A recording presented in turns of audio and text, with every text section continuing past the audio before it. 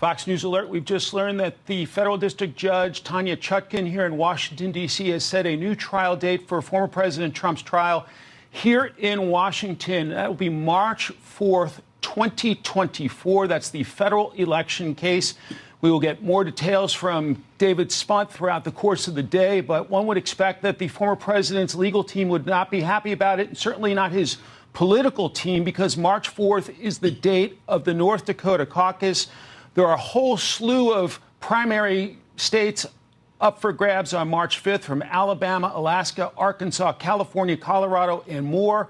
And then a whole slew of other contests on March 12th. And so one would think that the president and his political team and his legal team may not be happy about a trial date here in Washington, March 4th, 2024. That is the breaking news. Boy, oh boy, oh boy, oh boy, oh boy. We got to talk about another example of blatant election interference coming from the Democrats in the Biden-led DOJ and the Trump deranged judge, Miss Tanya Chutkan, who obviously has it out for Trump and anybody involved with January 6th. Anybody who disagrees with her politically, she doesn't like, which is par for the course when it comes to these people, as she has set a trial date for his charges related to January 6th, Special Counsel Jack Smith's case against the former president, Donald Trump.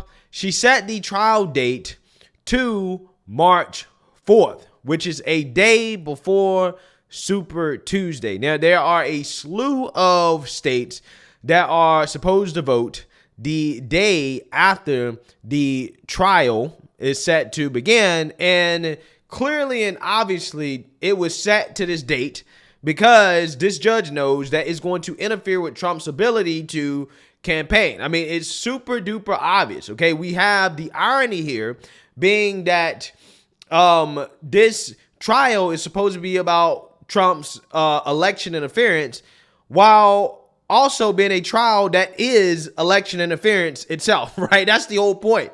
Okay, the whole point is to interfere with the 2024 election. Now, the judge said that she set this date because the date that the Trump team asked for, which was in April of 2026, was too far away. People may get, foggy in their memory. There could be some witnesses but that become unavailable. And that's why she rejected that. Now, the federal prosecutors requested a date in January of 2024, which will basically be giving this man and his lawyers no time to prepare at all. Okay, she rejected that because she said it's too short, right? The Trump team wouldn't have enough time to prepare. So that is why she settled on this date of March 4th.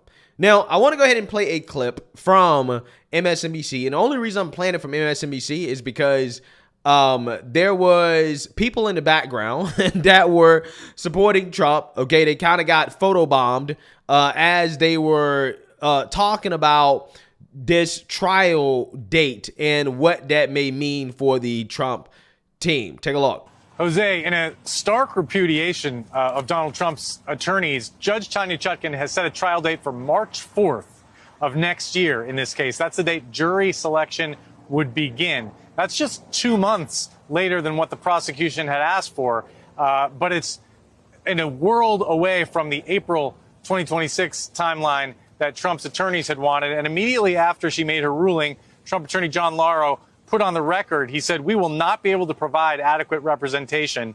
So there's no doubt in our judgment that this trial date is inconsistent with President Trump's right to due process and effective assistance of counsel." So laying the groundwork for an appeal there. But legal experts say this is really the judge's call. This is a tough issue to get overturned in the appeals court. Obviously, the Trump team is going to try to do that. But Judge Tanya Chutkan heard from both sides in this hearing, and she heard the Trump team make an impassioned plea that there's just so much material and discovery here, so many witness interviews, so many transcripts of phone calls and emails and communications that they needed years and years to go through all this material. But the prosecution, the special counsel, countered that that just wasn't the case, that a lot of this evidence had already been made public in the January 6th committee hearings. A lot of it came from Donald Trump's own files and devices and were witnesses he was well familiar with. And the judge really flatly sided with the prosecution here. And both the prosecution and the judge said the public has an interest in seeing this case go to trial rather quickly. Prosecutor Molly Gaston made a point of saying that look, that Donald Trump tweets every day attacking people involved in this case. Even she pointed out attacking the people of the District of Columbia, which make up the jury pool. And so she said that the public had a right to see this case go to trial as quickly as possible. And Judge Tanya Chutkan, it appears, agrees with that and has set a March 4th, 2024 trial date, Jose. So I want you guys to understand just how ridiculous of an argument you just heard that this guy made. That apparently is a part of the reason why the trial date is what it is. They're saying that Trump's True Social posts are somehow a threat to the judge and the people of the District of Columbia, a majority of whom are black, right? So basically they're trying to frame this as, well, Trump is a threat to black people. That is why we need to blatantly set a trial date that tries to interfere with the election. This is the type of stuff that they're pushing, okay? They're pushing this idea that somehow, some way, black people are in danger, including the judge, because of Trump's True Social post in which he defends himself against what is clearly political persecution. Amazing. They actually really don't believe in Trump's right to defend himself, right? It's just so funny. They can levy all the attacks they want at Trump. They can call him whatever, right? But if you happen to defend yourself and you start attacking them back, oh man, he's a racist. Oh, this is white supremacy. He's putting black people's lives in danger, right? Again, this is crazy, right? This is nonsense. What's even more nonsensical is the fact that any attack that this guy levies against them, which a vast majority of don't have anything to do with race. He's never mentioned anybody's race. He's not even alluded to anybody's race. And they're saying that the attacks are racist just because it comes out of the mouth of a man who happens to be white and is directed towards people who happen to be not white. That is where we're moving to as a country, guys, where if you're white and you make any criticism of anybody not white, it is a racist attack, regardless of whether or not the attack actually is grounded in some merit, right? Or whether or not it has anything to do with race. It don't matter. If you're white, you better not criticize anybody not white, or else you're racist, right? This is what's happening, okay? This is what we're saying. So that leads me to this video right here from Mehdi Hasan, who is a liberal, woke commentator. Okay, he's like a third-rate commentator on MSNBC. I believe he has a weekend show because nobody cares about him, right? He can't get actual real views. But anyways, so this guy does something very interesting that I think is part of the reason why you are seeing more racial division in this country, is that he is essentially thanking black women for doing what a bunch of white guys have failed to do when it comes to Donald Trump. So again, these same people who want to boohoo, whine, and complain about the alleged threat of Trump when it comes to black women are now turning around and telling people that, hey, Trump is being politically persecuted because of black women. So when you ask, well, why is there so much hate? Okay, this is what the liberal media asks. Why is there so much hate towards black people? Well, it seems to me that people like Mehdi Hasan are putting a target on black people's back, specifically black women, by coming out here and saying that they're responsible for politically persecuting the former president of the United States. And that's exactly what it sounds like here in this little monologue from him, in which he basically talks about how black women are responsible for all of this stuff happening. A man with a long history of racism, one that long precedes his presidency and his political career. He has had a problem with people of color for decades. We know he especially has a problem with black people. And he's had a lot of problems with everybody. White, black, whoever, man, woman. But again, in their eyes, simply any criticism of anybody that's not white is racism. Okay, it's bigotry. We know above all else that he has a real issue with black women, with strong black women. I'm pretty sure he got a lot of issues with white women too. Okay, but again, let's conveniently leave that out, right? Let's leave that out, okay? Why this guy plays the strong black woman card here. Don't take my word. Simp, right? Absolute simp. For it. Take Donald Trump's.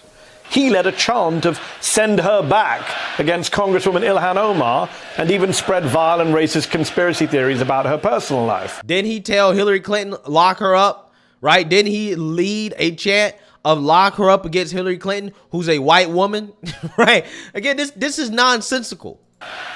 He called Vice President Harris nasty and disrespectful, and just this week mocked the way she talks. She speaks in rhyme. You know, it's weird. It's weird, but she has bad moments. And in rhyme?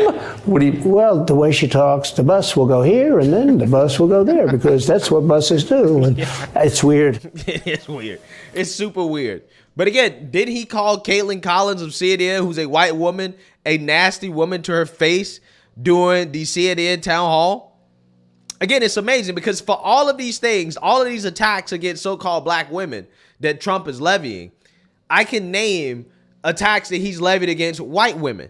Again, this is just, it's ridiculous. It's race-bait nonsense.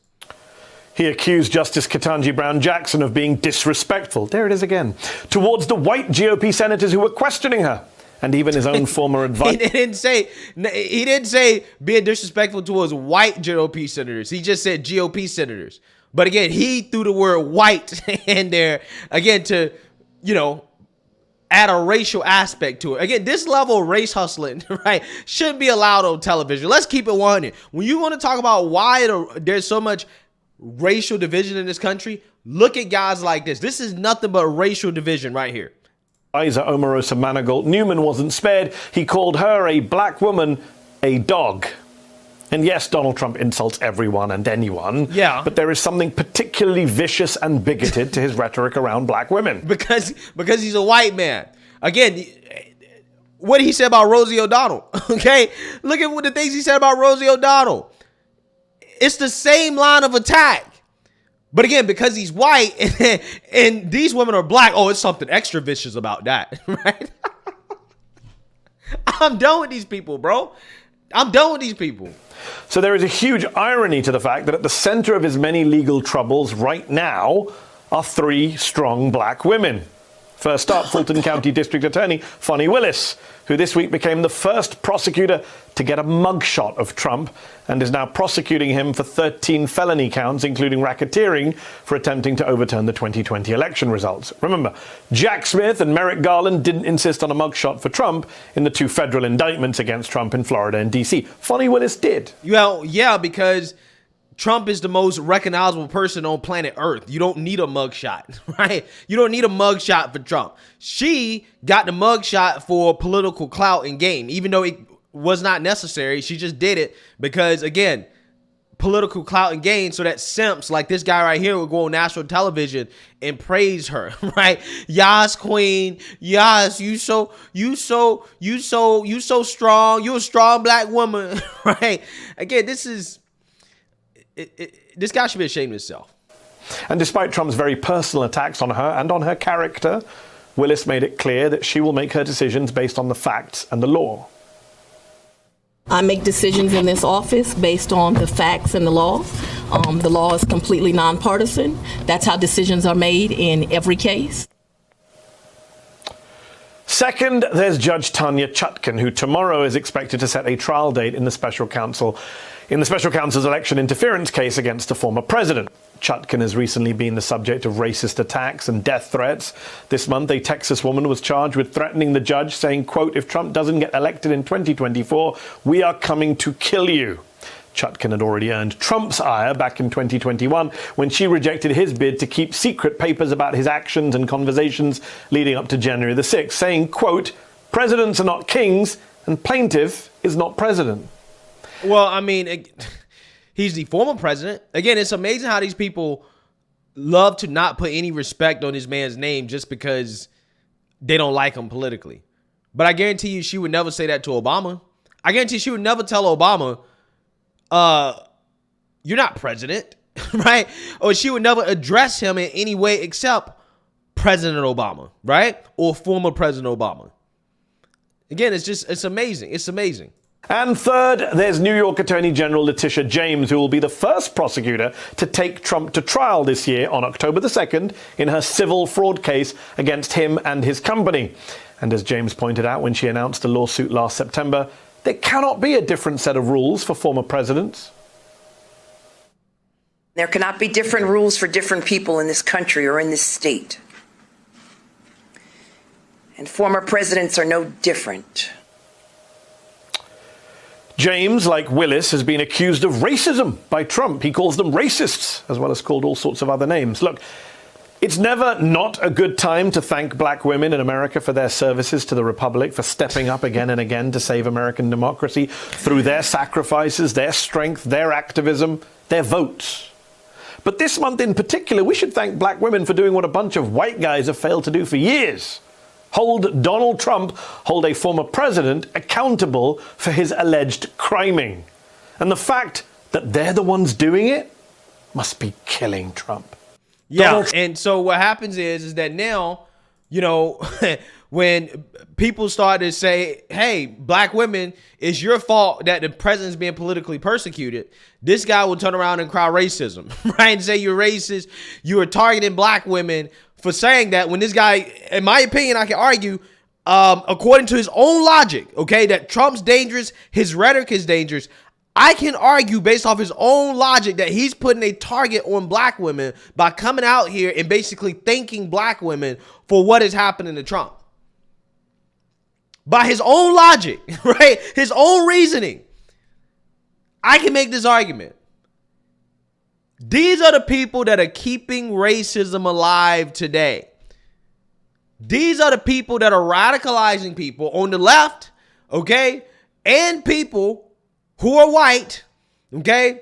These are the people who are radicalizing individuals to hold more racial animosity against certain groups of people because of this type of rhetoric right here. The fact that you're throwing black women under the bus, saying that they're responsible for politically persecuting the president of the United States, that's not something I would come out here and say if you really truly believe that Trump and his rhetoric and Trump supporters are so dangerous. I don't think I would come out here and say that. I'm not sure how that works logically. But hey, this is where simping leads you, right? This is where being a liberal man leads you, okay? You're worshiping at the altar of wokeness and bowing down to black women. And what you end up ultimately doing is just stirring up more racial hate and division. That's exactly what this guy is doing. But then he wants to turn around and claim that he's a race crusader, right? He's against pushing racism and hate when that's all the man does. Let me know what you guys think. Make sure you like, comment, and subscribe. Most importantly, share a black conservative perspective. Peace.